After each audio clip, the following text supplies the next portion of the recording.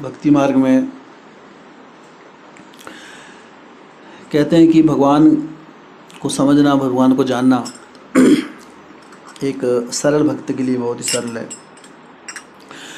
क्योंकि भगवान हर जगह विद्यमान होते हैं, हर कण में। जैसे हम बोलते हैं हर कण कण में भगवान है, तो ये सच्चाई है एक्चुअली, इसमें कोई दो राय नहीं है कि हर कण में भगवान है।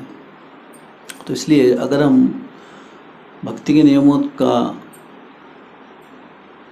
सरलता से और नम्रता से पालन करते हैं, तभी जो कण कण में भगवान वाली स्टेटमेंट है हमें वो सच नज़र आती है। हम देख पाते हैं कि कण कण में भगवान है और हर सिचुएशन में हम भगवान को देख पाते हैं, इसलिए भगवान में। लेकिन क्या समस्या है कि भक्ति मार्ग में थोड़ा घूम के बैठ जाइए। क्या जगह कम पड़ रही है क्या? नहीं, उनको बोल रहा था, वो क्योंकि उनका फेस उधर जाता है। हाँ, ऐसा। तो ये यथा माम प्रपद्यन्ते तामस्तेव भजाम्यहम् मम वर्तमान वर्तन्ते मनुष्य पार सर्वसा। गीता में भगवान कह रहे हैं कि ये यथा माम प्रपद्यन्ते, कि जो जैसा मेरे साथ व्यवहार करता है, मेरा व्यवहार भी उसके साथ वैसे ही रहता है। अगर किसी का मेरे साथ प्रेममय व्यवहार है, तो भगवान का भी जो शुद्ध प्रेम है उसके लिए हमेशा भगवान तत्पर रहते हैं ऐसे भक्त के लिए। लेकिन तो भगवान हमसे छुपे नहीं है, लेकिन हम अपने आप को भगवान से छुपा के रखते हैं, अलग अलग डेजिग्नेशन से, अलग अलग उपाधियों के कारण। इस जगत में आते हैं हम तो अलग अलग उपाधियां हमारे आड़े आ जाती हैं। तो जैसे कि हमें स्त्री हैं, पुरुष हैं, या हम हिंदुस्तानी हैं, पाकिस्तानी हैं, या कि विदेशी हैं। तो इस प्रकार की उपाधियां जो हैं ये हमारे आड़े आ जाती हैं, और क्योंकि हम अपने आप को भगवान का दास की जगह उन उपाधियों से अत्यधिक संबोधित करते हैं, इसलिए भगवान हमारे आगे प्रदर्शित नहीं होते हैं, हम देख नहीं पाते भगवान को। तो अच्छा, बच्चे कनेक्ट कर पा रहे हैं, लेकिन उनको खेलने दो, जो खेलना है तो खेल सकते हैं। हाँ, ओके। तो इसलिए भगवान को जब तक हमारे अंदर ये अलग अलग प्रकार की उपाधियां जुड़ी रहेंगी, तब तक भगवान से हमारा जो संबंध स्थापित नहीं हो पाता है। रामायण में एक सुंदर कथा आती है कि जब भगवान प्रभु रामचंद्र जी जब वो वनवास में थे और सीता मैया का रावण ने अपहरण कर लिया था, तो उन्होंने अलग अलग जगहों ढूंढ रहे थे। फिर उन्होंने सुग्रीव से संधि की। दरअसल उससे पहले उन्होंने एक राक्षस का वध किया था, कदम्ब नाम के राक्षस। वो एक राक्षस था, बहुत ही, दरअसल पहले कोई देवता था, लेकिन उसने कोई अपराध किया था, वैष्णव अपराध। उसके कारण क्या हुआ, वो राक्षस योनि में आ गया था। और उसके बाद उसे वरदान भी मिला था कि भविष्य में प्रभु रामचंद्र जी आएंगे और वो आपका उद्धार करेंगे, और तब पुनः आपको देवी शरीर मिल जाएगा। तो ऐसा ही हुआ, प्रभु रामचंद्र जी ने उसका वध किया। तो जब वो पुनः अपने शरीर में आया, तो उन्होंने भगवान के प्रति अपनी कृतज्ञता जानते हुए, क्योंकि वो उसी जगह पर था, उसे मालूम था कि सीता मैया कहाँ पर है, तो उसने कहा कि सीता मैया जो है वो, रावण ने उसका हरण कर लिया और आप सुग्रीव की मदद से अभी लंका पर चढ़ाई कर सकते हैं। फिर उन्हें सुग्रीव के बारे में बताया, सुग्रीव का एड्रेस बताया कहाँ पर है। तो गए भगवान वहाँ पर लक्ष्मण जी के साथ। तो लक्ष्मण जी के साथ जब वो वहाँ पर गए, तो उनकी संधि हुई मित्रता का। तो भगवान रामचंद्र जी और सुग्रीव, उन्होंने एक मित्रता की शपथ ली उस समय। तो भगवान के सब दास हैं, लेकिन भगवान के साथ हमारा अलग अलग संबंध होता है। 5 प्रकार से हम भगवान के साथ मुख्य रूप से संबंध स्थापित कर सकते हैं। शांत रस होता है कि हम भगवान, जैसे वृंदावन की जो गायें हैं, सुरभि गायें हैं, या फिर मोर हैं, या जितने भी पक्षी हैं दूसरे, या जैसे बंदर हैं वृंदावन के, जो भगवान की सेवा करते, तो वो शांत रस में सेवा करते हैं। शांत रस मतलब वो बातचीत तो नहीं कर सकते, शांत रहते हैं, लेकिन भगवान की सेवा करते हैं। दूसरा है दास्य रस, भगवान का दास बन के। तीसरा है साख्य रस, भगवान का मित्र बन के। और फिर है वात्सल्य रस, भगवान को अपना पुत्र बच्चा बनाकर, जैसे यशोदा माई, नंद बाबा। और पांचवा है माधुर्य रस, भगवान को अपना प्रेमी समझकर। तो अलग अलग, तो दास्य रस भी इसमें से एक भाव है। तो सुग्रीव जो थे उसके साथ भगवान ने वो एक मित्रता का संबंध जो भाव स्थापित किया। और फिर उनके भी संधि हुई। तो जो सुग्रीव थे उनके जो मंत्री थे वो थे हनुमान जी। तो ये मित्रता होने से पहले जब प्रभु रामचंद्र जी जा रहे थे सुग्रीव की तरफ, तो उन्होंने क्या किया, तो भगवान बड़े सुंदर लग रहे थे राम और लक्ष्मण, उनका सौंदर्य देखते ही बनता था, लेकिन बहुत शक्तिशाली भी लग रहे थे, क्षत्रिय थे। तो सुग्रीव ने और हनुमान जी ने सोचा कि कहीं है ना कोई शत्रु तो नहीं, दूर से देखा जाए तो समझ नहीं पाए। तो हनुमान जी ने कहा कोई बात नहीं, मैं चेक करता हूँ। तो उन्होंने एक साधु का वेश भर लिया, साधु बन गए, एक बड़ी दाढ़ी रख ली सब, और जाके उनके सामने आ गए, है ना, कि आप हाँ किष्किंधा नगरी में पधारे हैं तो आप अपना परिचय दीजिए, मैं यहाँ का मंत्री हूँ। तो फिर प्रभु रामचंद्र जी ने, जो लक्ष्मण ने परिचय दिया कि ये रघुकुल नंदन प्रभु रामचंद्र जी और मैं इनका छोटा भाई लक्ष्मण। तो जब ये उन्होंने सुना तो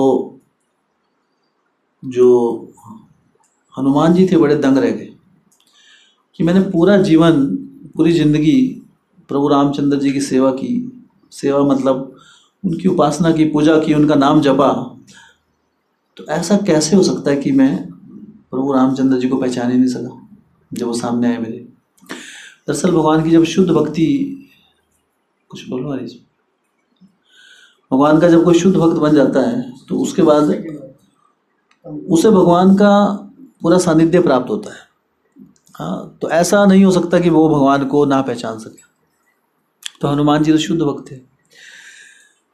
तो उन्होंने ये प्रश्न प्रभु रामचंद्र जी से करा कि मैं तो आपका दास हूँ, नित्य दास हूँ, फिर भी मैं आपको क्यों नहीं समझ पाया, क्यों नहीं मैं आपको देख के पहचान पाया। हाँ, तो फिर उसके बाद हनुमान जी अपने वेश में आ गए कि मैं आपका दास हनुमान। तो प्रभु रामचंद्र जी फिर कहते हैं कि क्योंकि आप जो थे मेरे सामने अपने असली रूप में नहीं आए, आपने अपने आप को एक नई उपाधि दे दी थी, एक ब्राह्मण की, एक साधु की, साधु के वेश में आप वेश बदल के आए। लेकिन अगर आप सीधे एज इट इज़ जैसे आप हैं वैसे मेरे सामने आते तो आप मुझे पहचान पाते हैं। तब भी मैं यही रहता, अब भी मैं वही हूँ, लेकिन आप मुझे इसलिए नहीं पहचान पाए क्योंकि आपने अपने आप को पूर्ण रूप से मेरे सामने प्रदर्शित नहीं किया। तो उसी प्रकार जब भक्त कोई इस जगत में अपने आप को पूर्ण रूप से भगवान के सामने जैसा है वो यथारूप सरलता से अपना हृदय खोलकर भगवान की उपासना नहीं करता है, अपने लिए कुछ रिजर्वेशन लग रहता है कि जी हम इस तरह से ज़्यादा कि भगवान इतना हम कर सकते हैं बस, है ना, इससे ज़्यादा मेरे लिए नहीं पॉसिबल नहीं, तो फिर तब तक भगवान उसको प्रदर्शित नहीं होता है। इसके बाद हमारी अपनी उपाधियाँ हैं, मेरा अपना स्टेटस है, मेरे अपनी अपॉइंटमेंट्स हैं, तो हमने अपने आप को और डेजिग्नेशन दे दी तो उस समय भगवान भी हमें अपने आप को प्रदर्शित नहीं करते हैं।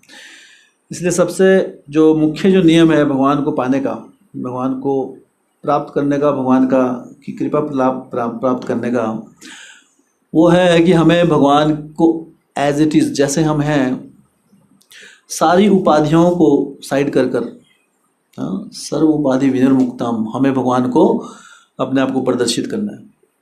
तो हमारे और भगवान के बीच हमारी कोई उपाधि, कोई परिस्थिति नहीं आनी चाहिए, तब हमें भगवान अपने आप को प्रदर्शित करते हैं। भगवान ने अपने आप को प्रदर्शित करने का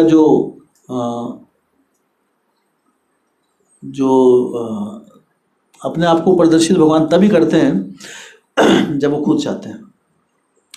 हमारी योग्यता से, हमारी चाहे कितनी भी क्वालिफिकेशन हो, हम चाहे कितनी बड़ी बहुत भक्ति कर रहे हैं, है ना, लेकिन अगर भगवान हमें नहीं चाहते हैं, भगवान नहीं चाहते कि मैं प्रदर्शित करूं अपने आप को, तब तक भगवान के हमें दर्शन नहीं होंगे, उनका सानिध्य। लेकिन जिस दिन भगवान हमसे प्रसन्न होंगे हमारी सेवा भाव से, तो भगवान ने ये अपने लिए रिजर्व रखा है राइट कि मैं कब अपने आप को प्रदर्शित करूं। तो भगवान तभी प्रदर्शित करते हैं जब वो देखते हैं कि भक्त क्या है, सरल है। तो सरलता, अब सरल तो एक नॉर्मल शब्द है, सरलता को कैसे समझें हम, किसे सरल कहते हैं, सरल हृदय किसे कहा जाता है, और कैसा सरल हृदय वाले व्यक्ति का आचरण कैसा होता है। तो हमारे हर कार्य में सरलता होनी चाहिए। हाँ, जितने भी हम रूल्स एंड रेगुलेशन फॉलो करते हैं भक्ति मार्ग में, हर नियम में हमारी सरलता होनी चाहिए। सरलता का अर्थ है नम्रता। तो जब तक कोई भी हम नियम पालन कर रहे हैं उसमें नम्रता का भाव नहीं है, तब तक हाँ वो नियम अपने आप में नियम है। जैसे हम सुबह जप भी करते हैं, 16 माला जप करते हैं, लेकिन अगर उसमें सरलता नहीं है, सरलता का अर्थ है हरिनाम जपने का जो विधि है वो क्या है, हमको भगवान को की शरणागत होना है। हम तो हरे कृष्णा कृष्ण कृष्ण हरे हरे, हरे राम राम राम हरे हरे, हे राधे हे कृष्णा मुझे अपनी सेवा में लगाए। तो इस प्रकार भगवान से हम ये प्रार्थना कर रहे हैं। लेकिन अगर हम भगवान के नाम से अधिक अपनी और किसी उपाधियों से आसक्त होंगे तो हरिनाम में वो चीज़ें ज़्यादा आएंगी। या हमें अपना ऑफिस दिखेगा, या हमें अपनी पढ़ाई दिखाई दे रही है, या हमने कोई अपने मित्र दिखाई दे रहे हैं, या हम अपने खेत खलियान दिखाई दे रहे हैं, या हमें अपने जंगली जानवर दिख रहे हैं। जहाँ हमारा ज़्यादा आसक्ति होगी, हमारी चेतना नेचुरली वहाँ पे जाएगी। तो इसका मतलब क्या है, हम अपने आप को भगवान से ज़्यादा संबंध, हम अपना सोचते हैं कि हमारा संबंध भगवान के अलावा इन चीज़ों से अधिक है। इसलिए हरिनाम के समय हम दूसरी चीज़ों का ध्यान करते हैं। इसलिए भगवान हमें हरिनाम के माध्यम से प्रदर्शित नहीं होते। तो कहते हैं कि हरिनाम जपने से हमको भगवान की कृपा मिलती है, भगवान के दर्शन हमको हो जाते हैं। लेकिन भगवान जो है, जब तक हम उस सिंसियरिटी के साथ जप नहीं करेंगे तब तक हमारे हरिनाम में भगवान नहीं होंगे। ऐसा नहीं कि जस्ट हरे कृष्णा मंत्र जपने से कोई भी शुद्ध भक्त बन जाएगा बिना उसमें चेतना दिए। हाँ, चैतन्य महाप्रभु कहते हैं कि अगर कोई करोड़ों जन्मों तक भी चैंटिंग करेगा, लेकिन अगर उसमें नम्रता नहीं होगी तो उसमें कृष्ण नहीं होंगे, और अगर उसमें कृष्ण नहीं होंगे तो हरिनाम आपको शुद्ध प्रेम नहीं देगा। तो इसलिए हरिनाम सिर्फ रटना, तो इसका मतलब, और ऐसा कब करते हैं हम, जब हमें अपने आप को कुछ और उपाधियां दे के रखी हैं, जब हमने, जिससे हम अत्यधिक आसक्त होते हैं भौतिक जगत से। हाँ, कि हमने, या फिर हम दूसरे कार्यों से कुछ और कार्यों को अधिक महत्वपूर्ण महत्व देते हैं भगवान के अलावा। तो भगवान फिर तब तक हमें, जब तक हम पूर्ण रूप से समर्पण नहीं करते अपना 100% 100%, तब तक भगवान हमें प्रदर्शित नहीं होते। इसलिए हमारे भक्ति में सरलता का होना बहुत आवश्यक है। और ये सरलता, नम्रता कब आती है हमारे हृदय में, जब हम श्रवण करते हैं और ऐसे भक्तों का संग करते हैं जो खुद नम्र हैं। नम्रता से नम्रता पैदा होती है। तो नम्रता, सिंसियरिटी, इसलिए भक्ति मार्ग में भी कहते हैं कि भक्ति मार्ग में भी हमको थोड़ा चूजी बनना है। हमें ज़्यादा संग किसका लेना है, भक्ति मार्ग में बहुत टाइप के भक्त, जो नए अभी कुछ नए भक्त हैं, कुछ थोड़े बढ़ गए हैं, कुछ और सीनियर हो गए हैं, कुछ और सन्यासी है ना। तो भक्ति मार्ग में भी अलग अलग ग्रेडेशंस होती है। अभी कई बार बिल्कुल नए भक्त हैं, है ना। लेकिन नया का अर्थ क्या है, नया का मतलब ये नहीं कि जो अभी आया है 6 महीने में। नया का अर्थ है जो नियमों को लेकर नया है, जिसमें अभी भावना अभी नहीं जागृत हुई, वैष्णव एटिकेट्स नहीं मालूम है। तो हमें भक्ति में अगर आगे बढ़ना है तो ऐसे, कई बार हम भक्ति में आते हैं लेकिन भक्त हैं, बोलने भक्तों के समाज में ही है, लेकिन अगर वो हमारे साथ प्रजल्प कर रहे हैं या कोई ऐसी चीज़ें कर रहे हैं, ऐसी बातें कर रहे हैं जो भक्ति से हमें दूर लेके जाती हैं, तो वो संग हमें रिस्पेक्टफुली अवॉइड करना है। रिस्पेक्टफुली अवॉइड कैसे करना है, क्योंकि भक्तों को हम नकार नहीं सकते क्योंकि भगवान के प्रिय हैं। तो कैसे करना है, रिस्पेक्टफुली अवॉइड, मतलब आदर के साथ, क्या बोलेंगे, अवॉइड को उनसे दूरी बना के रखनी है।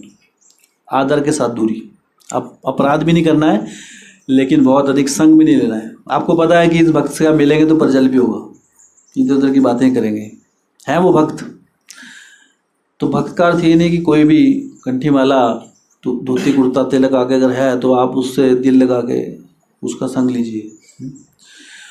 अगर उससे आपकी चेतना में वृद्धि नहीं हो रही है तब संग भी हमें उतना ही लेना है, कट टू कट। क्योंकि भक्ति में एक्चुअली भक्ति एक कोई आर्टिफिशियल प्रोसेस नहीं है कि ये रूल्स है, नियम है, भक्तों के संग में आएंगे आप भक्तों शुद्ध भक्त बन जाएंगे। भक्तों के संग में आके आप क्या कर रहे हैं वो महत्वपूर्ण है, और कैसे। तो इसलिए हमारा जो कृष्ण से संबंध है वो हमारा अपना है, इंडिविजुअल है। हमारा भगवान से संबंध किसी दूसरे पे निर्भर नहीं करता है। हाँ, तो इसलिए अपनी भक्ति की रक्षा हमको खुद करनी होती है। लेकिन भक्तों के संग में आकर, भक्तों के संग के बिना भक्ति कर भी नहीं सकते, लेकिन भक्तों के संग में आकर कई बार हमसे अपराध भी हो जाते हैं। तो संग में भी रहना है, अपराध भी नहीं करने हैं, ये प्रोसेस है। और हमें उन भक्तों का अत्यधिक संग लेना है जो भक्ति में सिंसियरली आगे बढ़ने की कोशिश कर रहे हैं। हाँ, ऐसे नहीं कि जो ठीक है मन से वाई या भक्त तो है। कई बार ऐसा नहीं है कि 10-10, 12-12 साल के बाद भी आप भक्तों से मिलेंगे, उनकी बातों से लगेगा नहीं भक्त हैं, लेकिन 12 साल से जप कर रहे हो। हाँ, क्यों? क्योंकि उन्होंने श्रवण जो है नम्रतापूर्वक श्रवण नहीं किया, भगवान का आश्रय नहीं लिया। तब तक वो भक्ति शब्दों में रह गई, भक्ति उसके जीवन में नहीं आ पाती। तो इसलिए भक्ति में हमें क्या रहना है, चूजी बनना है। सबको रिस्पेक्ट देनी है, लेकिन संग सिर्फ सिंसियर भक्तों को लेना। सिंसियर कौन है पता लग जाता है अपने, जो भक्ति में आगे बढ़ने की पूरी कोशिश कर रहा है ना। जिससे मिलके आपको से भक्ति की बातें हो रही है या आपको प्रेरणा दे रहा है वो, वैसा हमको संग करना है। तो ये चीज़ें महत्वपूर्ण है, क्योंकि ऐसा नहीं सोचना है कि अरे नहीं ये इतने सीनियर भक्त हैं, है ना, ये तो भी ऐसे बिहेव करते हैं तो फिर क्या हुआ। नहीं, सीनियर जूनियर नहीं देखना है भक्ति मार्ग में। भक्ति मार्ग में क्या देखना है, sincere insincere, not senior junior. हाँ, अगर कई बार, एक बार चैतन्य महाप्रभु की एक सुंदर लीला है कि एक भक्त थे जो कि राम भक्त थे। तो वो इतने बड़े, बहुत समय से भक्ति करते थे, राम की भक्ति, और हमेशा राम नाम जपते थे। तो जब भगवान चैतन्य महाप्रभु से मिलने आए तो चैतन्य महाप्रभु ने उनसे मिलने से इनकार कर दिया। तो बहुत सीनियर भक्त थे वो, बहुत समय बिता लिया था उन्होंने भक्ति में, और इतना आसक्त थे भगवान के नाम से कि 24 घंटे भगवान का नाम जपते थे। तो भक्तों ने पूछा कि महाप्रभु ये तो इतने अच्छे भक्त हैं, आप इनको अपना कृपा क्यों नहीं दे रहे? तो उन्होंने कहा ये ऐसा भक्त है कि पहले मेरा नाम जपता है और फिर मुझे पीछे चाकू से प्रहार करता है। तो समझ नहीं पाया ऐसा क्या। तो बोलते ये व्यक्ति जो है मायावादी है। मायावादी कौन होता है? कि ये चाहता है कि मैं नाम जप के, राम राम कृष्ण नाम जप के मैं भी एक दिन राम बन जाऊंगा। वो राम की उपाधि लेना चाहता है, क्योंकि मेरी उपाधि, ये मेरा नाम इसलिए जपता है ताकि ये मेरी पोजीशन ले ले, जो कि संभव नहीं है, मूर्ख है, लेकिन इसकी चेतना गलत है। तो अगर ऐसे व्यक्ति का हम संग लेंगे तो हमारे अंदर भी वो उस टाइप के वायरस हमारे अंदर भी आ जाएंगे, हम भी भगवान को सस्ते मिलेंगे फिर। तो इसलिए भक्ति में आगे बढ़ने के लिए हमें कृत्रिम रूप से भक्ति में आगे नहीं बढ़ना है, हर नियम को हृदय से पालन करना है। भक्ति में आगे बढ़ने के लिए कुछ नया नहीं होता है। हाँ, जो शुद्ध भक्त होते हैं वो भी 16 माला ही करते हैं, कभी कभी 25 कर लेंगे, ज़्यादा कर लेंगे ना। वो भी भक्तों का संग लेते हैं, वो भी प्रसाद लेते हैं, वो भी हरि नाम कीर्तन करते हैं, वो भी एकादशी रखते हैं। उनका पहनावा भी ऐसी होता है, धोती कुर्ता कंठी माला शिवन हेड। तो ये क्या फ़र्क है? लेकिन शुद्ध भक्त जो होता है वो क्या करता है, अगर वो छोटा सा भी कोई नियम पालन करता है, जैसे हम आते हैं, जब हम मंदिर में आते हैं तो श्रील प्रभुपाद जी को दंडवत करते हैं, नमो विष्णुपादाय कृष्ण पृष्ठाय भूतले श्रीमते भक्ति वेदांत स्वामिनिति नामिने नमस्ते सरस्वती देवी गौरवाणी प्रचारिणी विशेष शून्यादि पाश्चात्य देश। फटाफट बोल के ख़त्म करके चलो नेक्स्ट प्रोसीजर बना हुआ है हमारा, चलो अभी राधा कृष्ण है ना, तो नमो, फिर उसके बाद करते हैं हम भगवान के लिए प्रणीत मंत्र बोलते हैं हम, तो हम, लेकिन हमारा उसमें हृदय हार्डली होता है कभी। लेकिन जो शुद्ध भक्त होते हैं वो उस मंत्र को जीते हैं, जब वो बोलते हैं कि नमो विष्णु पदाय कृष्ण पृष्ठाय, तो वो प्रभुपाद जी के चरणों में होते हैं उस समय। वो पूर्ण चेतना उनकी कहाँ पर है? श्रील प्रभुपाद जी के चरणों में लगी हुई है। हाँ कि हे श्रील प्रभुपाद, आप भगवान श्री कृष्ण को अत्यधिक प्रिय हैं। कृष्ण पृष्ठाय भूतले, इस जगत में। हाँ कृष्ण, हाँ श्रीमते भक्ति वेदांत स्वामी इति नामिने, और आपका नाम क्या है? भक्ति वेदांत। वो पूर्ण उनका ध्यान है कि उनसे सामने बात कर रहे हो। नमस्ते सरस्वती देवी, आप भक्ति सिद्धांत सरस्वती ठाकुर के शिष्य हैं। और क्या है आप, क्या किया आपने? हाँ निर्विशेष शून्यवादी पाश्चात्य देशतान है। आपने निर्विशेष शून्यवादी जो लोग हैं, जो भक्ति से भटके हुए हैं, उनको भक्ति में लाया, उनको ताड़ दिया। तो उनकी पूरी चेतना प्रभुपाद जी से वो प्रार्थना कर रहे होते हैं, उस मंत्र में घुस जाते हैं।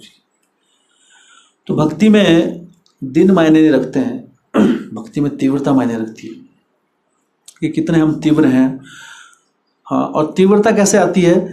जब हम जो भी भक्ति में निर्देशानुसार जो परंपरागत हमें निर्देश मिल रहे हैं, उनको हम हृदय पूर्वक लेते हैं, नॉट कैजुअल।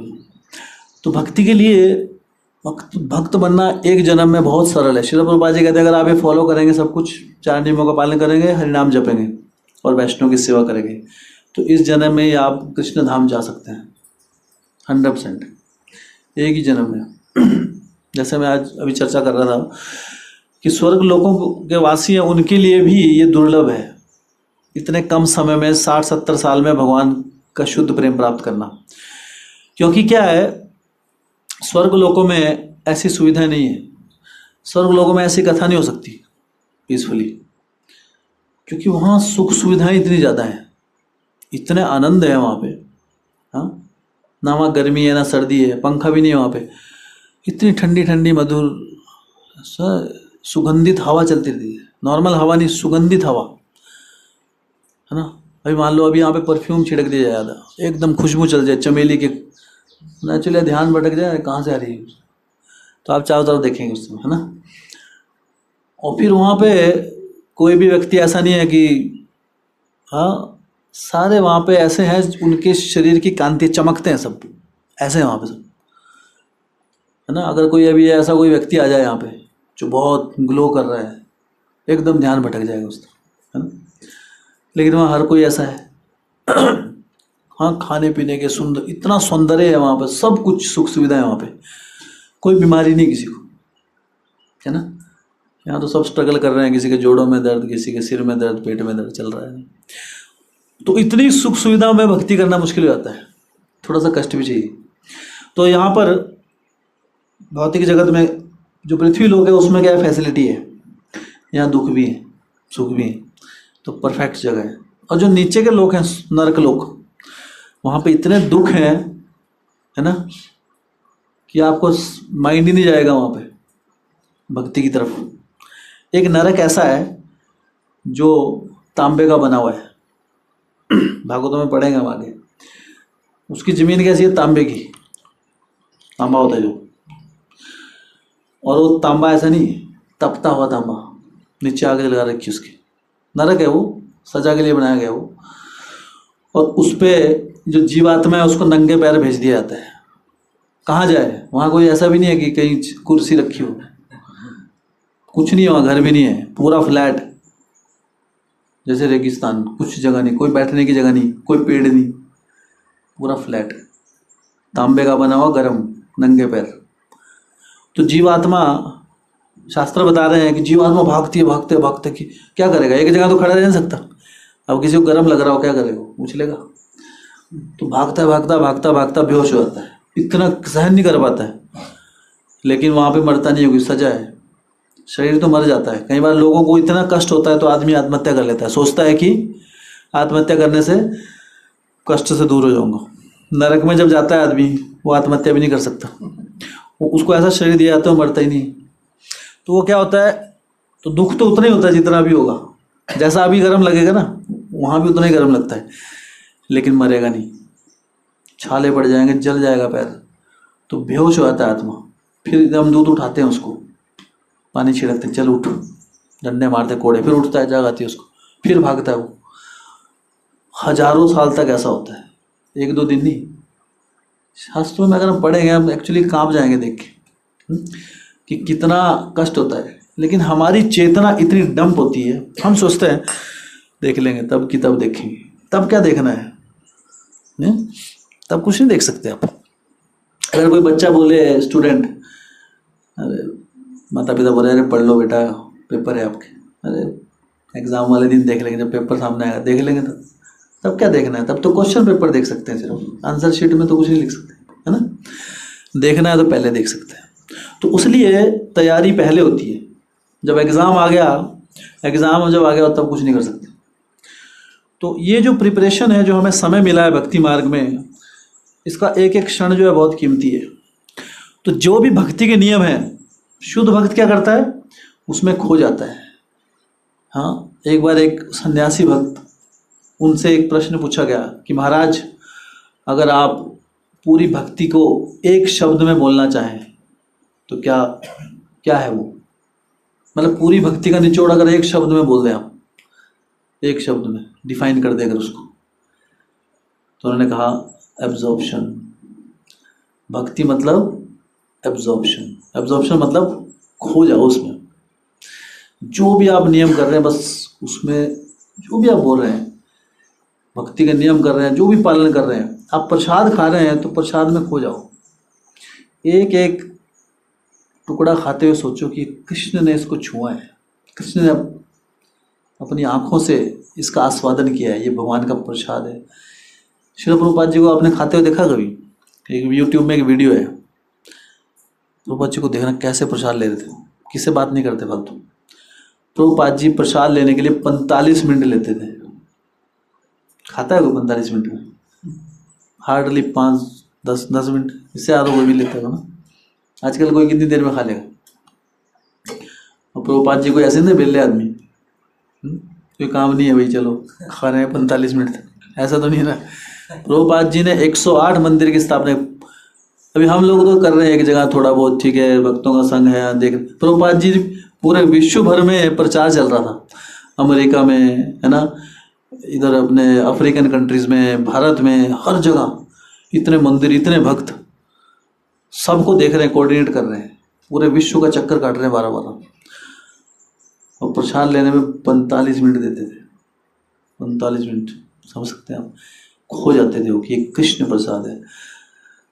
तो ये शुद्ध भक्तों की एक्टिविटी क्या है? वो भी प्रसाद ही खा रहे हैं, लेकिन वो क्या है, उस एक्टिविटी में घुस जाते हैं और फिर वो कृष्ण को देख पाते हैं। इसलिए श्रील प्रभुपाद जी हमेशा कृष्ण को देखते रहते थे।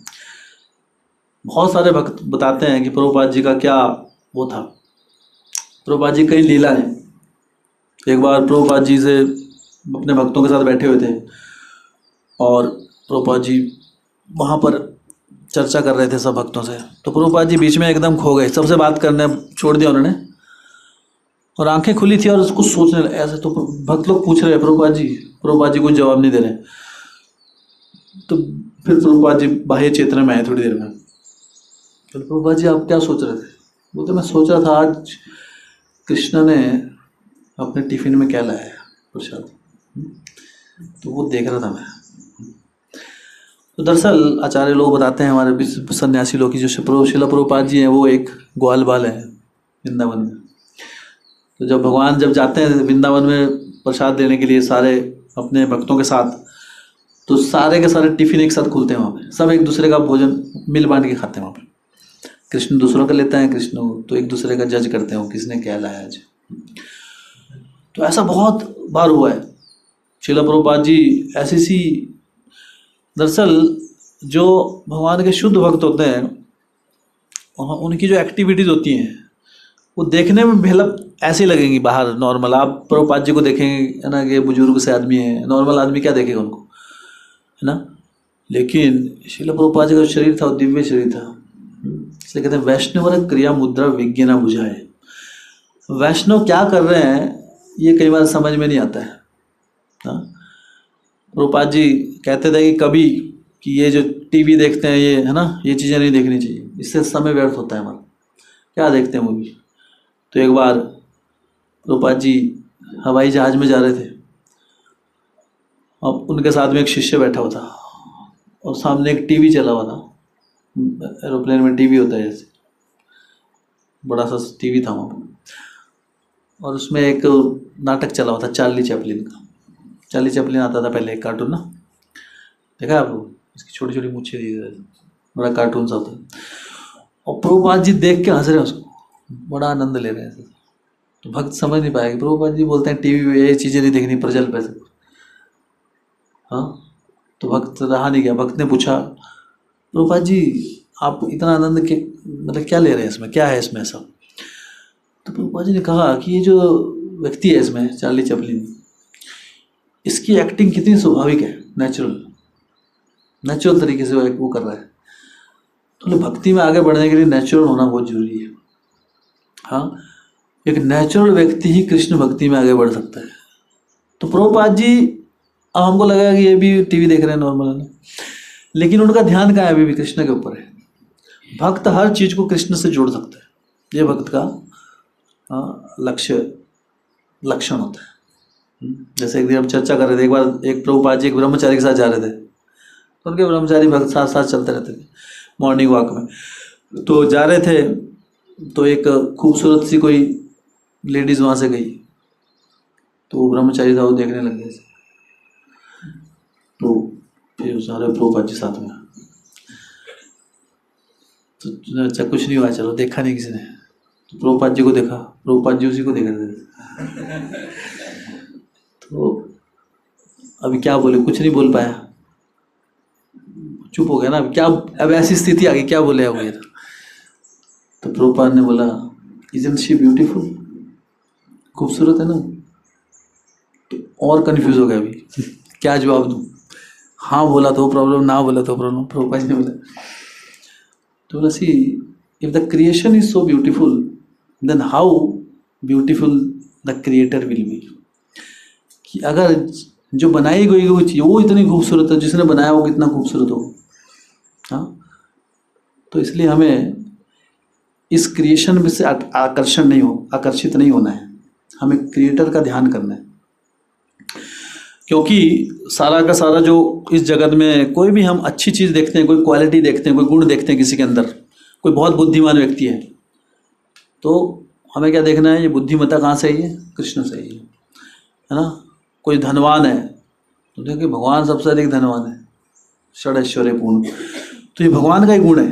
भगवान ने एक, है ना, थोड़ा सा एक चिंगारी इसको दे के रखी है अपने असीम धन से। हाँ, कोई सुंदर हमको दिखता है तो भगवान कितने सौंदर्यवान है।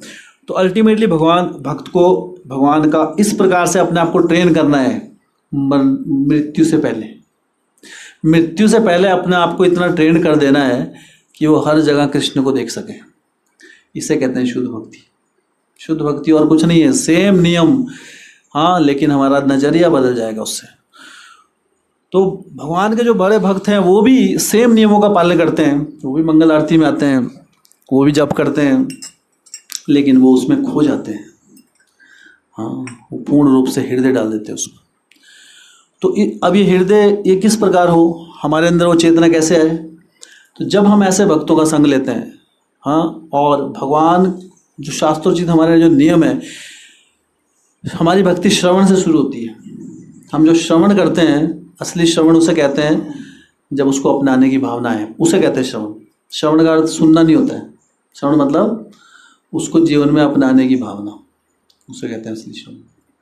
तो इसलिए हम जब श्रवण करते हैं कोई भी चीज़, तो उसके पीछे जब सुनते हैं ये भावना होनी चाहिए कि मैं इसको अपनाऊंगा जीवन में, और तब व्यक्ति कोशिश करता है। कोशिश करते हैं, हम गिरते हैं, फिर उठना है, गिरेंगे अभी हम, लेकिन गिरने में आनंद नहीं लेना है कि हम तो गिरे हुए हैं जी, है ना, नहीं, उठना है हमको। कई बार गिरने की आदत हो जाती है, रोज गिर रहे हैं, रोज उठ रहे हैं। तो हर कहते हैं कि हमेशा हर दिन एक कदम आगे बढ़ो, चाहे थोड़ा सा बढ़ो। और भक्ति में जो दिए गए नियम हैं, जब हम ऑस्टेरिटी तपस्या करते हैं, ये तपस्या है हमारी, सुबह उठना, भगवान का नाम जपना, कथा में आना, भी आप आए इधर, तपस्या है ना। इतना मौसम खराब है, आप इधर आए, ये भी तपस्या है। नहीं संभव है, कितने आज स्ट्रेंथ बहुत कम है, सब नहीं कर पाए तपस्या, है ना। या कहीं चलो किसी के लिए संभव नहीं है, गाड़ी अभी नहीं चल रही है, लेकिन कई बार कई बार मौका, अगर हम वो रहेगा, कई बार डबल माइंड होते हैं हम, जाएं ना जाएं, ये काम भी था, फिर बारिश आ गया, अरे वाह बहाना मिल गया। तो अरे प्रभु जी क्या, मैं तो खड़ा था छतरी लेके, जाने दो। तो बोलते ना वो कहावत है हमारी तरफ कि चिड़िया को उड़ना था, वो हाश कर दिया इसने, है ना। चिड़िया ने तो उड़ना ही था, चिड़िया को उड़ना आ रहा था, उसकी उड़ने वाली थी, किसी ने कर दिया हाश, ऐसे कर दिया तो उड़ गई वो। तो बोलने लगी इसने हाश किया था, उड़ी में लेकिन उसको तो उड़ना ही था। तो हमको अपना कार्य करना होता है, लेकिन बहाना मिल जाता है कई बार। तो भगवान नोट करते हैं कौन कितना है, कहाँ है। तो नोटिस होता रहता है। हाँ, भगवान को अलग पेन कॉपी की जरूरत नहीं है, यहीं बैठे अंदर ही, यहाँ बैठ के नोटिस करते हो। तो सोचते हैं, तो हम सोचते हैं अरे हम बच गए, है ना। हम तो व्यक्ति सोचता है कितना अच्छा हुआ ना, कृष्णा आप कितने है ना मेरे साथ हैं। मेरी बात सुन ली आपने, लेकिन कृष्णा अंदर ही बैठे हैं, वो सोच रहे हैं ना कितना मूर्ख है, देखो मुझे पागल बना रहा है, मैं तो यहीं बैठूँ। हम क्या है, भगवान को चीट नहीं कर सकते। भगवान को चीट करना चाहेंगे, कृष्णा कहते हैं I am the greatest cheater, मेरे से बड़ा चीटर कोई नहीं है। वो भगवान क्या चीट करेंगे हमको, हमसे भक्ति छीन लेंगे, भक्तों के संग के लिए इच्छा खत्म हो जाएगी। अगर हम मौका ढूंढेंगे कि भक्तों के संग से दूर आना है, तो सिंसियर है, चाहते हैं जाना, लेकिन अगर थोड़ी ऐसा होगा ना कि नहीं मौका मिलते भागेंगे, तो कृष्ण बहुत मौके देंगे, माया देवी मौके देगी फिर। हाँ, लेकिन सिंसियर है, हाँ, तो भगवान माया देवी का आवरण को हटा देते हैं। तो अब इस दृढ़ निश्चयता को बढ़ाने के लिए हमें क्या करना चाहिए, तपस्या। तब हमारे अंदर दृढ़ निश्चयता बढ़ती है। और ये जो चतुर्मास जब चल रहा है, इसमें चतुर्मास में हमें क्या करना है, अधिक से अधिक तपस्या करनी है। तो इसलिए कल से हम थोड़ा सा एक शेड्यूल में चेंज कर रहे हैं। जो हमारा मॉर्निंग प्रोग्राम है वो 5:30 से जैसे होता है, अब ये 5:10 से होगा, 5:10 से 5:30 तक मंगल आरती, नरसिंह आरती, तुलसी आरती, गुरु पूजा आपको श्रवण करना है। एक स्क्रीन पे आपको दर्शन होंगे भगवान के। मंगल आरती के समय भगवान का ऑल्टर दिखेगा और कोई गाएगा, मैं भी आई विल सिंग। नरसिंह आरती कोई दूसरा भक्त भी गा सकता है। तो मैं, जैसे हम शिक्षाष्टकम बोलते हैं, तुलसी आरती तो आपको स्क्रीन पे तुलसी दिखेगी, उस तरह आपकी चारों पूजा भी हो जाएंगी। दरअसल अभी तक ये चीज़ थोड़ा अधूरा है, अभी हम सारे फॉलो नहीं किया है। मंदिर, तो मंदिर अगर आ रहा है तो पहले आदत डालनी पड़ेगी मंगल आरती वगैरह की। तो ये एटलीस्ट मंगल आरती तो थोड़ी इलेबोरेट होती है, नाचना गाना ही होता है, लेकिन एटलीस्ट हम बैठ के श्रवण करेंगे, डेली सुनेंगे तो हमको वही लाभ मिलेगा ऑनलाइन। तो 5:20 पे, तो जो 5:30 आ रहा है वो 5:20 भी आ सकता है ना। ज़्यादा बड़ी एक्चुअली ये तो पहले ही रिलैक्स है। मंदिर का नियम 4:30 है, जितने भी मंदिर है 4:30 से बाद कोई नहीं रहता एक्चुअली। कहीं भी गए होंगे, आपको याद होगा, आप एक चक्कर धाम गए थे, क्या टाइम था वहाँ, 4:30 या 5, 4:30 ही था शायद। मायापुर में 4:30। और कहाँ गए हैं, तिरुपति मंदिर गए थे, मंदिर नहीं गए। हाँ नहीं, हम तो कहीं और जगह थे वहाँ। तो हर जगह 4:30 का नियम है ऑल ओवर वर्ल्ड। और हमारा क्या टाइम है, 5:30। तो चलो ठीक है, 5:20 कर, 5:10 करना है इसको, तो 20 मिनट पीछे करना है, थोड़ा आदत डलेगी। तो जो 5:30 आ रहा है वो 5:10 पे भी आ सकता है ना प्रभु जी, सर तक वो है संभव। बीच बीच में कोशिश करनी है। हाँ, आपका साधना कार्ड उसी हिसाब से, पहले वाला उसी हिसाब से चलता रहेगा। तो 5:20 से 5:10 पे मंगल आरती होगी, जो कि चलेगी आपकी 5 से 7 मिनट, क्योंकि रिपीट नहीं करना है। आई विल सिंग आपको सुनना है, अपने घर में गाना है मेरे साथ। आपकी मंगल आरती होती होगी, एक स्क्रीन पे दर्शन हो गए भगवान के, ठीक है। और दूसरा, फिर उसके बाद नरसिंह आरती। नरसिंह आरती हर रोज़ अलग अलग वक्त गाएंगे, इसलिए सबको सीखना है उसको। फिर उसके बाद तुलसी आरती। तुलसी आरती फिर आपके स्क्रीन के आगे तुलसी महारानी आ जाएगी, आप दर्शन लीजिए, साथ में श्रवण कीजिए। और फिर गुरु पूजा, फिर प्रभुपाद जी की फोटो आ जाएगी, ठीक है। तो ऐसा दर्शन के साथ आपको, और उसके बाद देखना कितना बेनिफिट होगा। तो इस चतुर्मास में हम ये नियम फॉलो स्टार्ट कर रहे हैं। कुछ नया करना चाहिए। जैसे पिछले चतुर्मास में हमने कथाएं ये स्टार्ट की थी, ये जो डेली ऐसा किया था ना कुछ कि डेली होगी, पहले तो बीच में होती थी, फिर डेली स्टार्ट कर रहे। तो हर कुछ तो हमको नया करना चाहिए। तो जितना हम आगे बढ़ेंगे फिर हमारी चेतना उतनी सुदृढ़ होगी। तो अभी मैंने अनाउंस कहीं नहीं किया है अभी तक, अभी ग्रुप में भी नहीं आया, अभी किसी को नहीं पता एक्चुअली अभी तक। तो अभी ग्रुप शाम को मैसेज आ जाएगा। तो आप लोगों को कोशिश करने की 5:30 पर आएँ और अपनी मंगल आरती वगैरह सब करके फिर 5:30 के तो वही जो शेड्यूल है नॉर्मल, 20 मिनट एक्स्ट्रा जुड़ गए आपके, बस ये समझ लो। तो अभी मैं थोड़ा सा क्या चाह रहा था, फटाफट, ज़्यादा घंटा है हमारे पास, क्योंकि जब हम, जैसे मैं अभी बता रहा था कि हमें नियमों का जो पालन करना है वो कैसे करना है, उसमें हृदय डालना है। ऐसा नहीं कि उसको बोलना है बस, खत्म करना है। कितने भक्त हैं जिनको सारे के सारे शिक्षाष्टकम का मीनिंग पता है? दीपक वो तो बता रहे रोज, जैसे सुनते हैं हम, लेकिन फिर भी कई बार नहीं सुनते हम, ये रूटीन बन जाता है थोड़े दिन में ना। तो जब हम बोलते हैं जैसे बोलते चेतो दर्पण मार्जनम, तो उस समय माइंड में क्या चलना चाहिए? ये हरि नाम हमारे चित्त के दर्पण का मार्जन कर देता है, साफ कर देता है।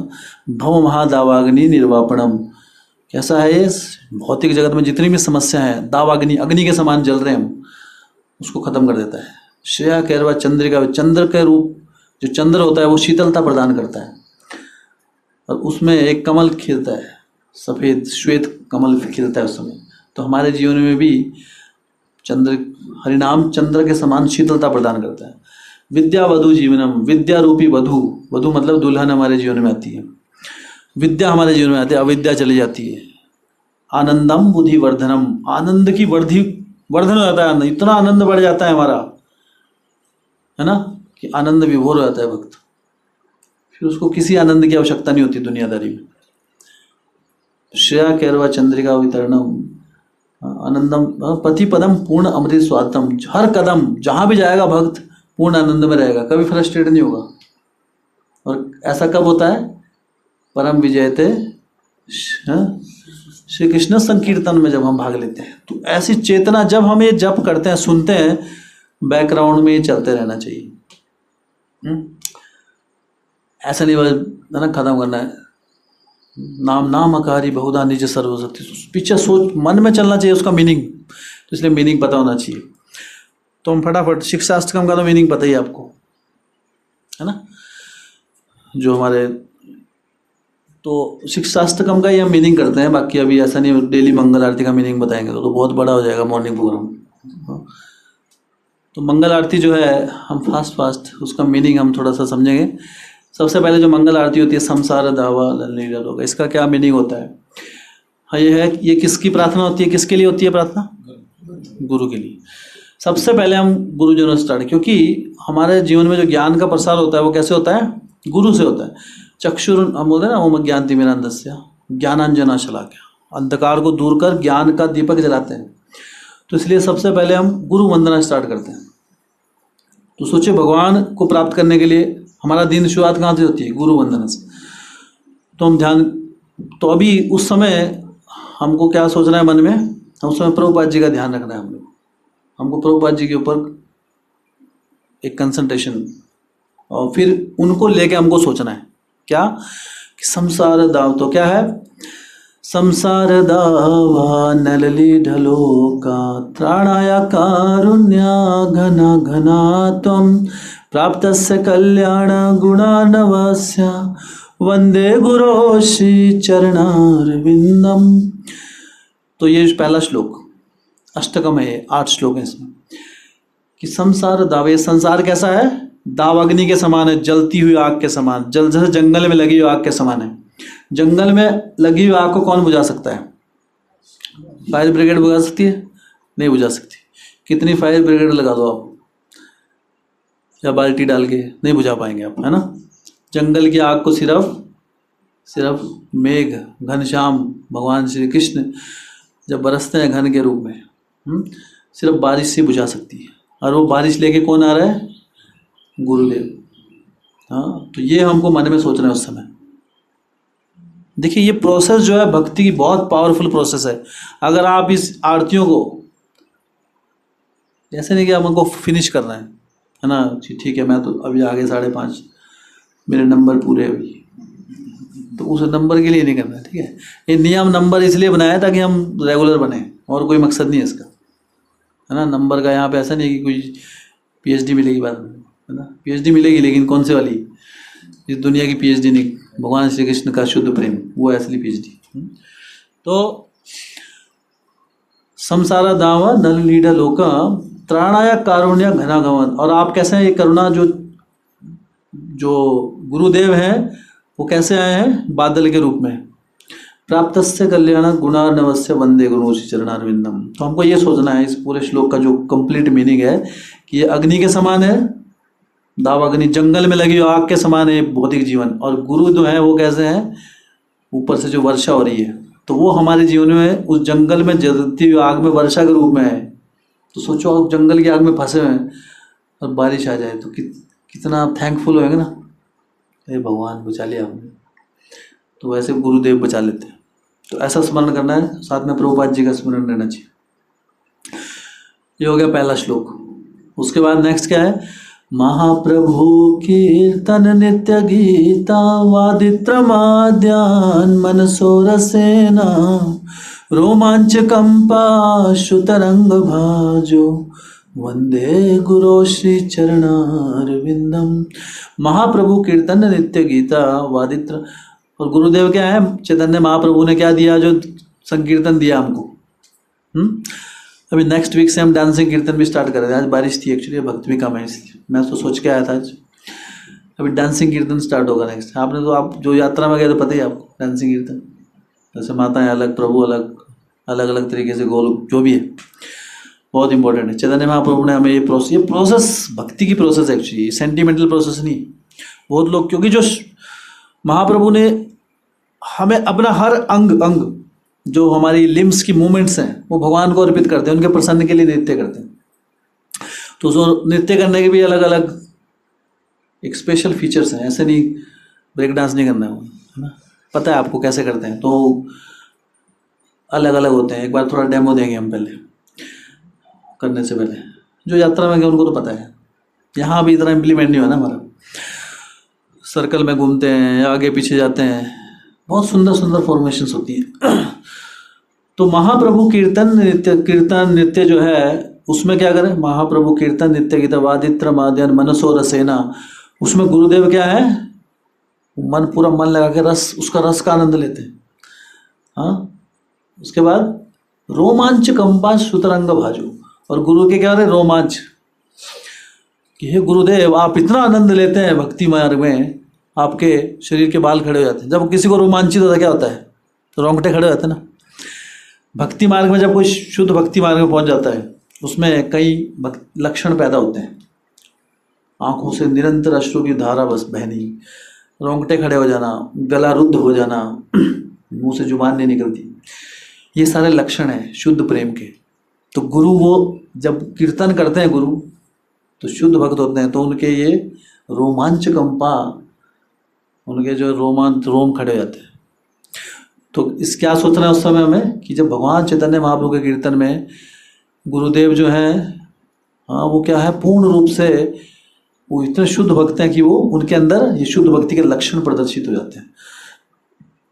दरअसल हम प्रार्थना कर रहे हैं गुरु से कि हमारे अंदर भी वो कभी पैदा हो। तीसरा क्या है फिर, शिव विग्रहारा धन नित्य नाना, शिव विग्रहाराधन नित्य नाना श्रृंगार तन मंदिर मार्जनादो युक्तस्य भक्तांश्च नियुञ्जतोऽपि वंदे गुरो श्री चरणारविंदम। शिव विग्रहारा, जो भगवान के विग्रह हैं, राधा कृष्ण के विग्रह हैं जो मंदिर में, शिव विग्रहारा धन नित्य नाना श्रृंगार तन मंदिर मार्जनादो। गुरुदेव क्या करते हैं, हाँ श्रृंगार करते हैं भगवान का, और क्या करते हैं, मंदिर मार्जन, मंदिर का साफ करते हैं वो पूरा, मतलब उनका जीवन भगवान की सेवा में लगा हुआ है। और क्या करते हैं, साथ युक्तस्य भक्ताम, और साथ भक्तों को भी इंगेज करते हैं कि तुम भी करो। तो हम जो कोई भी सेवा करते हैं वो कहते हैं कि सेवा अपने आप में सेवा नहीं होती जब तक वो प्रदान नहीं की जाती। अगर वो अपनी तरफ से कोई कर रहा है कुछ, लेकिन वो आज्ञा के तो उसका उसका वो लाभ नहीं मिलता हमको। लेकिन जब आज्ञा के बाद हम सेवाएं करते हैं तब उसमें पोटेंसी होती है गुरु की।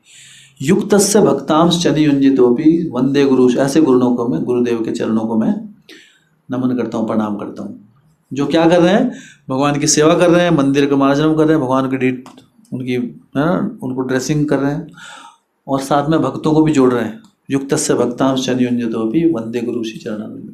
चौथा क्या है, चतुर्विधा श्री भगवत प्रसादो। चतुर्विधा श्री भगवत प्रसादो स्वादन्न तृप्तान हरिभक्त संघान कृत्वैव तृप्तिं भजता सदैव वंदे गुरो श्री चरणारविंदम। चतुर्विधा श्री भगवत प्रसादो। गुरुदेव हैं 4 टाइप का भोजन भगवान को अर्पित करते हैं। कौन कौन से? एक सॉलिड मतलब ठोस जैसे रोटी, एक लिक्विड जैसे पानी, एक सेमी सॉलिड जैसे मैंगो शेक, सॉलिड भी है मतलब समझ गए ना, खीर टाइप सेमी सॉलिड। और कौन सा होता है? चौथा प्रकार हुआ सॉलिड, एक ठोस है, एक तरल है और एक है सेमी सॉलिड।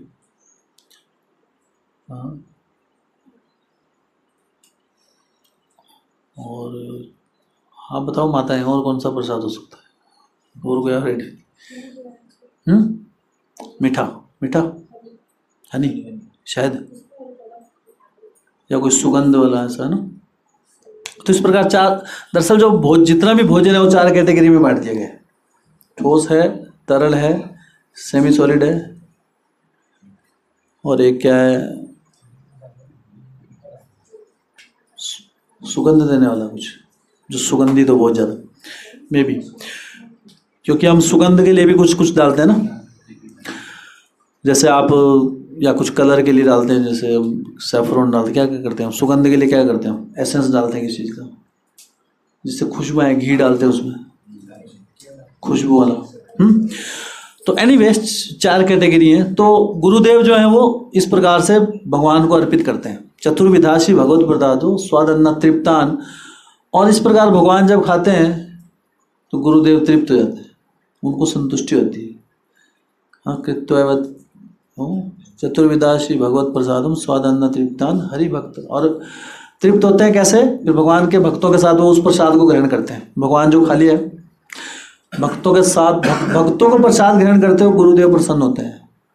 हाँ, उसके बाद भगवत प्रसादो स्वादन्न तृप्तान हरिभक्त संगन कृत्वैव तृप्तिम भजता सदैव वंदे गुरु। तो गुरुदेव को बहुत संतुष्टि होती है। वंदे गुरु, ऐसे गुरु को मैं प्रणाम करता हूँ। चौथा, श्री राधिका माधवयोरपारा माधुर्य लीला गुण रूप नामना प्रतिक्षणा स्वादन लोलुपस्य वंदे गुरु श्री चरणारविंदम। कि जो श्री राधा और माधव जो हैं, श्री राधिका माधव योरपारा माधुर्य लीला, जो भगवान अपनी लीलाएं कर रहे हैं, माधुर्य लीला प्रेम पूर्वक उनकी लीलाएं जो चल रही है, उसमें प्रतिक्षणा स्वधन, हर क्षण भगवान की लीलाओं में खोए हुए हैं। गुरु जो है वो हमेशा भगवान की लीलाओं का चिंतन करते रहते हैं। हाँ, ऐसे गुरुदेव का मैं स्मरण करता हूँ। तो ऐसा जब हम स्मरण कर रहे हैं तो उससे क्या होता है, वो हमारे अंदर भी वो चेतना आने लगती है। जो जो क्वालिटीज हम गुरु की जो बता रहे हैं ना, ये क्वालिटी हमारे अंदर भी डेवलप होनी शुरू हो जाती है। फिर निकुंजयोनो रतिकेलि सिद्ध्ययालिभिर्युक्तिरपेक्षणीया तत्राति दक्षा दतिवल्लभस्य वंदे गुरो श्री चरणारविंदम। निकुंजयोन, वृंदावन में अलग अलग कुंज बने हुए हैं, अलग अलग स्थान बने हुए, अलग अलग कुंज क्या होता है, गार्डन, बाग। तो वहाँ पे राधा कृष्णा गोपियाँ वहाँ पे अलग अलग लीलाएं करते हैं, कभी छुपन छुपाई खेलते हैं, अलग अलग चीज़ें होती हैं वहाँ पे, ऐसी लीलाएं होती है भगवान की। और वो अरेंजमेंट कौन करता है? गुरुजन। और वो उस अरेंजमेंट करने में परफेक्ट होते हैं, त्रुटि नहीं होती उसमें। जैसे कोई भी कुछ प्रोग्राम है, जैसे प्रोग्राम है तो अरेंजमेंट करनी है ना, माइक लगाना है, करना, त्रुटि नहीं होनी चाहिए उसमें भी। तो गुरुदेव क्या होते हैं उसमें? परफेक्ट होते हैं। राधा कृष्ण की लीलाओं को हाँ संपूर्ण करने में गुरुदेव वो करते हैं।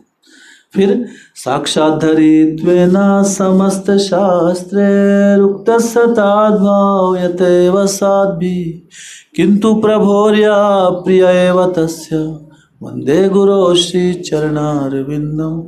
साक्षात धरित्वेन समस्त शास्त्र, कि गुरुदेव है साक्षात हरि के अवतार हैं। गुरुदेव को हमको हरि जितनी रिस्पेक्ट देनी चाहिए, क्योंकि वो भगवान के क्या है? दूत हैं एक तरह से, क्योंकि वो भगवान को बहुत प्रिय हैं। किंतु प्रभोर या प्रिय एवं तस्य, वो इतने बहुत प्रिय हैं भगवान को, इसलिए उनको भगवान जितनी ही रिस्पेक्ट देनी। भगवान नहीं है गुरु, गुरु भगवान नहीं है, लेकिन उनको रिस्पेक्ट कैसी देनी है? भगवान जैसी। और नेक्स्ट लास्ट क्या है?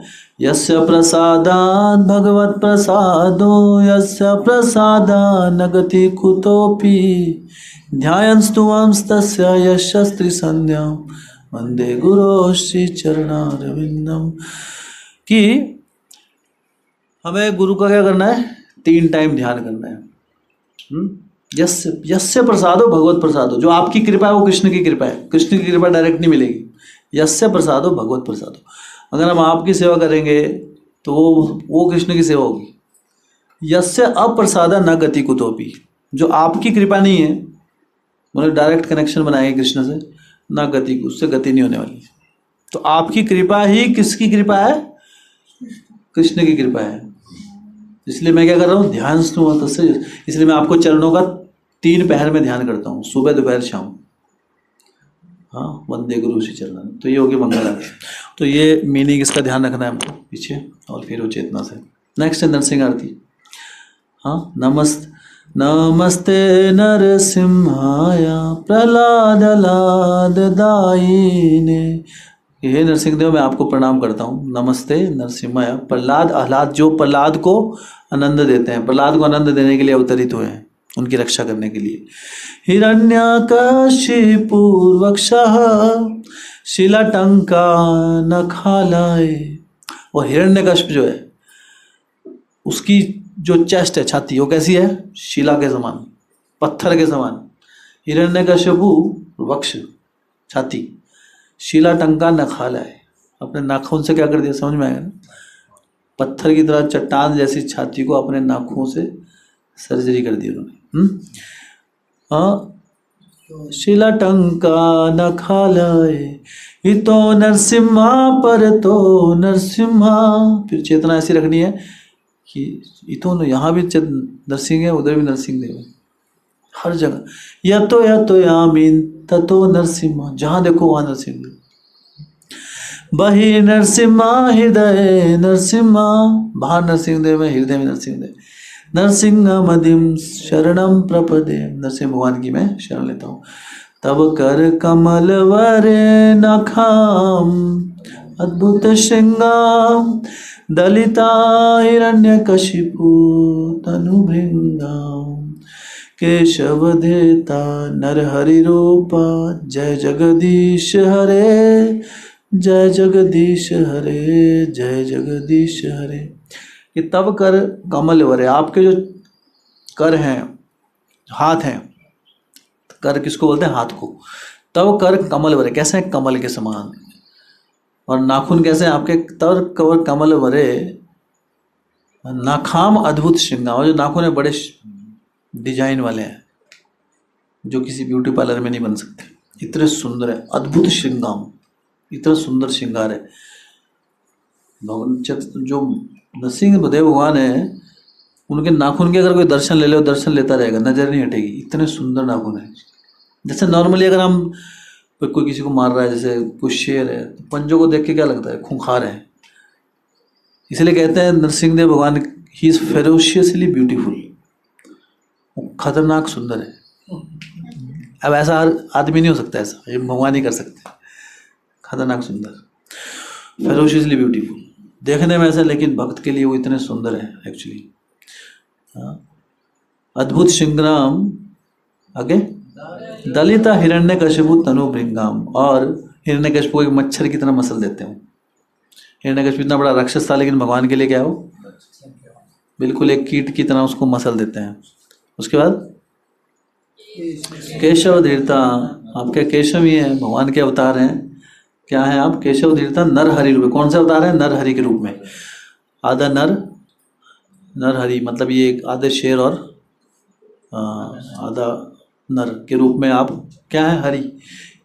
हाँ, केशव धीरता नर हरि रूप। नर हरि रूप कैसा रूप है आपका? नर शेर और उसका मिक्स, आधा सर, सर शेर का और जो धड़ है वो मनुष्य का। उसके बाद क्या? जय जगदीश्वर है। आप जगदीश हैं, जगदीश भगवान को मैं आपको प्रणाम करता हूँ। जय नरसिंह देव, जय प्रहलाद महाराज। फिर लास्ट में हम बोलते हैं भक्ति विघ्न विनाशक नरसिंह देव भगवान की जय। सारी भक्तियों का विनाश करने वाले। कहते हैं जो गणेश जी हैं, गणेश जी को विघ्नहर्ता बोलते हैं, लेकिन गणेश जी को विघ्न हरने की शक्ति कहाँ से मिलती है? नरसिंह देव भगवान से। इसलिए वैष्णव जन में क्या करते हैं हम लोग? भगवान विष्णु की पूजा। नरसिंह देव भगवान बहुत महत्वपूर्ण है। भगवान के इतने सारे अवतार हैं, लेकिन हम अपने ऑल्टर में नरसिंह देव भगवान को रखते हैं। क्यों? क्योंकि वो भक्ति विघ्न विनाशक है। भक्ति में विघ्न जो आते हैं, प्रॉब्लम्स, उसको हटा देते हैं। भक्त शिरोमणि प्रहलाद महाराज की जय है। भक्तों में श्रेष्ठ प्रहलाद महाराज। तो ये होगी नरसिंह आरती। तीसरी है तुलसी आरती। नमो नमः तुलसी कृष्ण प्रेयसी नमो नमः। कि तुलसी जो है कृष्ण को बहुत प्रिय है। ऐसी तुलसी महारानी को मैं नमन करता हूँ, प्रणाम करता हूँ। हाँ, राधा कृष्णा सेवा पावो ए अभिलाषी। ब्रज, ब्रज राधा कृष्ण की, ब्रज धाम में, वृंदावन धाम में मुझे राधा कृष्ण की सेवा मिल जाए, इस अभिलाषा के साथ हे तुलसी महारानी मैं आपकी शरण में आया हूँ। ऐसी हमारी चेतना होनी चाहिए। जे तुम्हारे शरण लोए सारा मानता तारा वांछा पूर्ण हो। उसकी सारी, जो आपकी शरण लेता है वो सारी इच्छाएं पूरी होती है। कृपा कोरी कोरो तारे वृंदावन वासी। और वो कृपा करके उसको क्या बना देती है? वृंदावन वासी। जो जिसको तुलसी महारानी की कृपा मिलेगी, अगला जन्म वृंदावन में होता है, डायरेक्ट वृंदावन वासी बना देते हैं उसको। नेक्स्ट, मोरा ए अभिलाष विलास कुंजे दियो वास, नयने हरिबो सदा जुगल रूप राशि। कि मेरी ये एकमात्र इच्छा है कि मुझे भगवान के श्री हरि धाम गोलोक धाम में वास मिले। मोरे ये अभिलाष विलास कुंज, विलास कुंज भगवान का जो धाम है उसमें मुझे वास मिले। और मैं क्या करूं वहां पे? नयने हेरिबो सदा जुगल रूप, जुगल रूप राशि राधा कृष्ण, नयनों से हमेशा मैं उनके दर्शन लेता रहूं, ऐसी मुझ पर कृपा दें। नेक्स्ट, ए निवेदन धरो सखीर अनुगत करो, सेवा अधिकार दिए करो निज दासी। कि ये निवेदन है मेरा कि सखीर अनुगत करो। ए निवेदन धरो कि मैं सखियों का अनुगत कर सकूं। जो आपकी सखियां हैं, राधा रानी की सखियां हैं, उनका अनुगत, उनको फॉलो कर सकूं, उनको आपकी सेवा करने के लिए, राधा कृष्ण की सेवा करने में मैं उनको मदद कर सकूं। सेवा अधिकार दिए करो निज दासी, मुझे सेवा का अधिकार दीजिए। भक्त सिर्फ क्या मांगता है? सेवा। और क्या करो? अपना निज दासी, अपना पर्सनल सर्वेंट बना लो, मुझे निज दासी बना लो।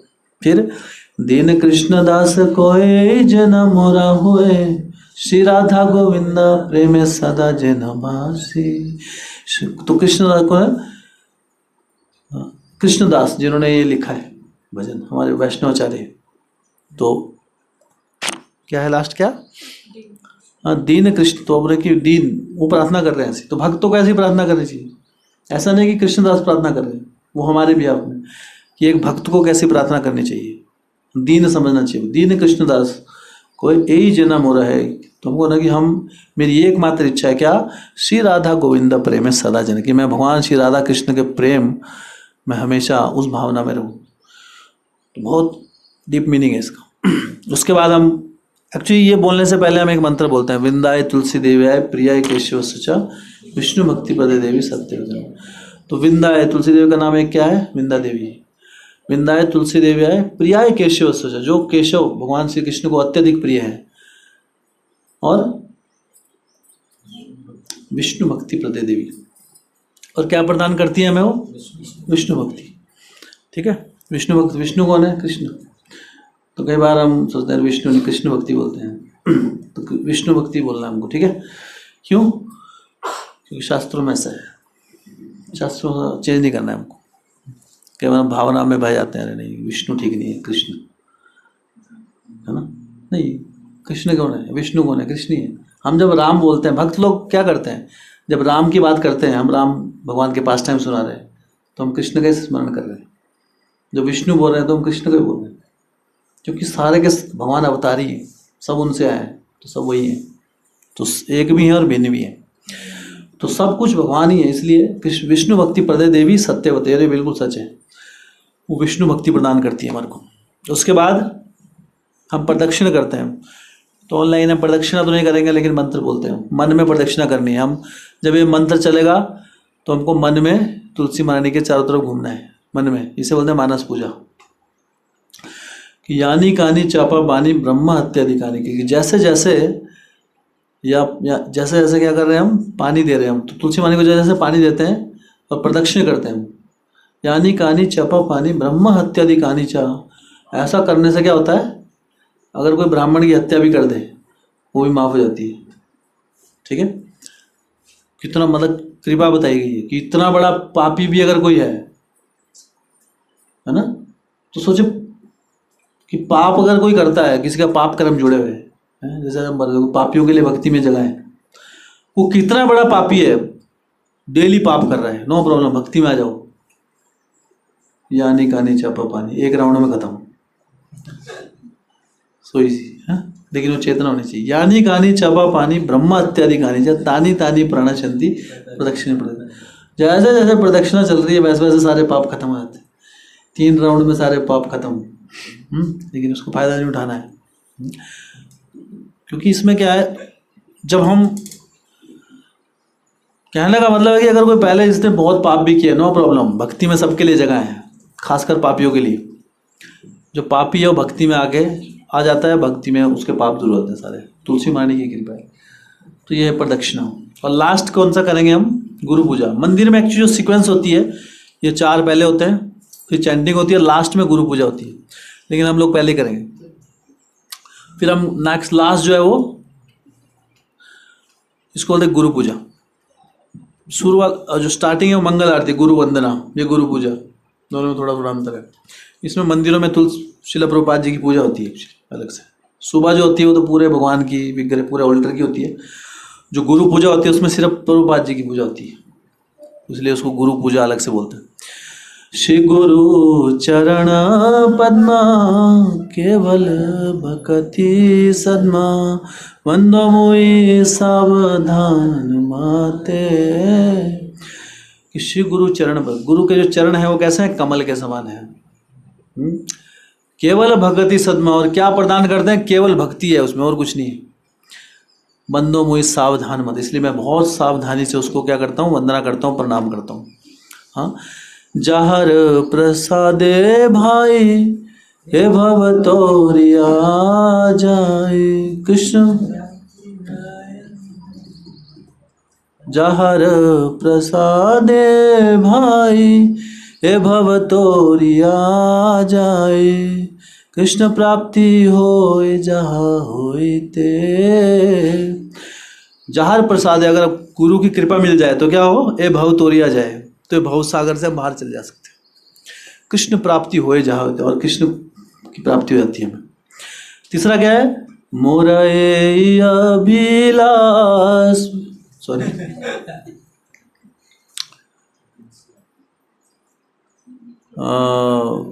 एक चक्षुदानी,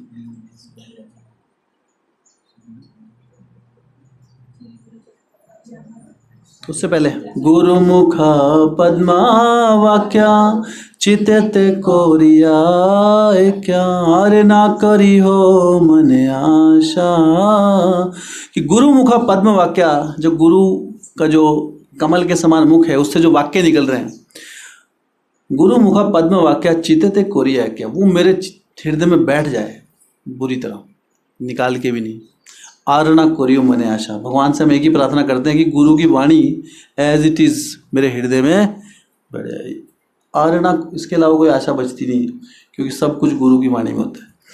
आरणा करियो मने आशा। आगे, श्री गुरु चरणे रति ऐसे उत्तम गति, जे प्रसादे पूरे सर्व आशा। किसी गुरु चरण, जिसको गुरु के चरणों में रति आ गई, इंटरेस्ट आ गया, अटैचमेंट होगी, हाँ, यही से उत्तम गति, इससे उत्तम गति और कोई नहीं है, वो उत्तम गति है। जे प्रसादे पूरे सर्व आशा, और उन चरणों की कृपा से क्या मिलता है? सारी इच्छाएं पूरी हो जाती है। नेक्स्ट, चक्षुदान दिलो जय, जन्मे जन्मे प्रभु से। जिसने चक्षु दिए हैं, शास्त्र चक्षु, जन्मे जन्मे प्रभु से। भक्ति नहीं सोचता कि मैं इस जन्म में भगवत धाम चला जाऊंगा, वो सोचता मैं इतना पापी हूँ, कई जन्म लगेंगे भी। तो जो ऐसी चेतना रखता है वो इस जन्म में चला जाता है। लेकिन सच में सोचना है कि मेरे इतना पापी हूँ, एक जन्म में तो धुलेंगे नहीं मेरे पाप। इसके चक्षुदान दिलो जय, जन्मे जन्मे प्रभु। तो जिसने चक्षु दिए है मुझे, हर जन्म में मुझे वही गुरु मिले। चक्षुदान दिलो जय, जन्मे जन्मे प्रभु सही, दिव्य ज्ञान हृदय प्रकाशित हो। जिसने दिव्य ज्ञान मेरे हृदय में प्रकाशित किया है। हाँ, प्रेम भक्ति जहाँ होते अविद्या विनाश जाते। जहाँ प्रेम भक्ति होती है भगवान श्री कृष्ण की, अविद्या का नाश हो जाता है।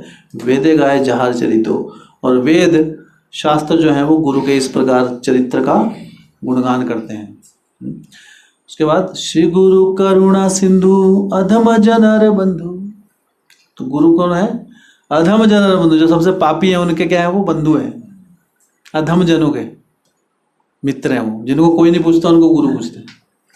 श्री गुरु करुणा सिंधु अधम जनर बंधु, लोकनाथ लोकेरा जीवन। तो लोकनाथ दरअसल ये जो भजन, ये गुरु पूजा, ये हमें चैतन्य महाप्रभु के बहुत बड़े भक्त नरोत्तम दास ठाकुर ने दिया था। उनके गुरु का नाम क्या था? लोकनाथ गोस्वामी।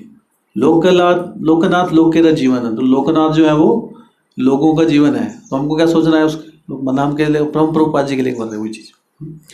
हा हा प्रभु करो दया, देहो मोरे पद छाया। कि हे प्रभु मेरे ऊपर दया करो, मुझे अपने चरणों की क्या करो?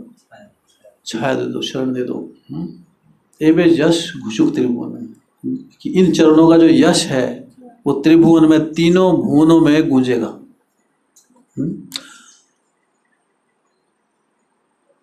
तो ये लास्ट है, श्रील प्रभुपाद लोइनु शरणम। बाकी ऐसे जोड़ देते हैं बात। तो ये है हमारी 4 आरतियाँ। तो हमको अभी टाइम कितना लगा इसमें समझाने में? आधा घंटा लगा, 30-35 मिनट लगे। लेकिन ये तो समझाया भी साथ में, बोलने में 20 मिनट में हो जाएगा। तो कल से हमारा रूटीन होगा कि हम ये सारी की सारी जो आरतियाँ हैं, तो अपना घड़ी का अलार्म आज ही चेंज कर लेना, ठीक है? उसी हिसाब से उठ रहा है, 20 मिनट पहले करना पड़ेगा कुछ। ओके, तो आई थिंक हम स्टॉप हेयर। प्रसाद हो गया, हरि बोल। तो आज का प्रसाद माता जी, नीलम माता जी हमेशा की तरह वही लाए हैं।